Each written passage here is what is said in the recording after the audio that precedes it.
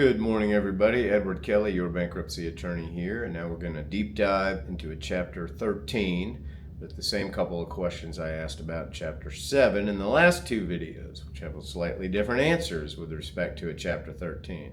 If you recall, in Chapter 7, the two big questions are, as they are for Chapter 13, do I get to keep my stuff? And B, will these debts be discharged? So slightly different answers, similar in a Chapter 13. So today we'll talk about, do I get to keep my stuff? So same exemptions apply in both cases. So your home is okay. Now, if you're behind on your mortgage, you're going to have to catch that up in your Chapter 13 plan. As with any secured debt, whether it's a house, a boat, a plane, a car, if you want to keep the stuff, you're going to have to pay at least in the value of that property. Now, you may owe way more than the value, and you may be able to split that off and get rid of it. We're going to talk about that in another video, so we'll save that for another time. But you're certainly going to have to pay something to keep the stuff. So as far as a car and a house, you depending on when they pay off, you may recall we said a Chapter 13 plan is anywhere from 3 to 5 years.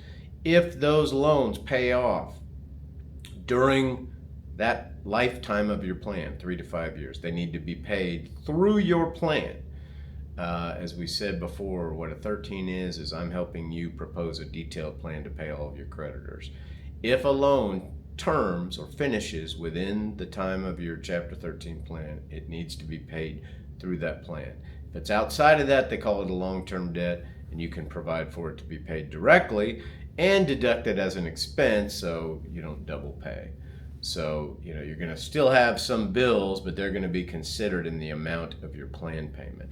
That plan payment is going to be paid directly to the trustee. So, stuff you want to keep, as long as you've provided for it, either you're paying it yourself outside of the plan or you're paying it in the plan, no problem. So, unlike a 7, though, these things like boats and RVs or things, where you'd have to make a regular payment, but they may or may not have any value. You've got to get this plan approved by a trustee. And unless your creditors are being paid 100% of what you owe them, you're not going to get approval to make any kind of payment for a luxury item.